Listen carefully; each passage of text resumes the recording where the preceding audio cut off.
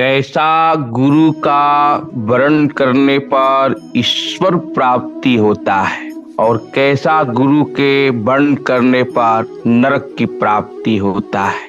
ये दो प्रश्न हैं। तो वेद कहता है कि ऐसे गुरु के शरण में जाना चाहिए जो श्रोत्रिय हो, ब्रह्मनिष्ठ हो। तद विज्ञानार्थम सद्गुरुमेवाभिगच्छेत समित्तपारेण श्रोत्रियम ब्रह्मनिष्ठम। पहले मुंडक के दूसरे खंड का 12वां मंत्र। श्रोत्रिय हो और ब्रह्मनिष्ठ। और यही बात गीता में भगवान ने बताया, तद्विधि परिपाते न परिप्रश्नेन सेवया उपदेशन्ति ते ज्ञानम ज्ञानिनस्तत्त्वदर्शिनः। चौथे अध्याय गीता के 34वां श्लोक। और गौरांग महाप्रभु से पूछा गया कि हमें गुरु कैसा बनाना चाहिए। उन्होंने कहा, कीवा विप्र कीवा न्यासी शूद्र केने नय अजय कृष्ण तत्वेत्या से गुरु है। चैतन्य चरितामृत मध्य लीला अष्टम परिच्छेद का 100वां चौपाई।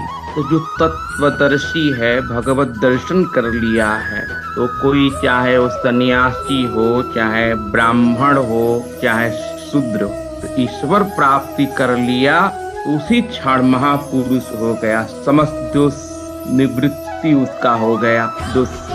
और उसमें भी दो गुण होना चाहिए। वो श्रोत्रिय अर्थात समस्त शास्त्र वेदों के मर्मज्ञ ज्ञाता हो, और दूसरा ब्रह्मनिष्ठ हो अर्थात ईश्वर प्राप्ति कर चुका। ऐसे गुरु के शरण में जाना।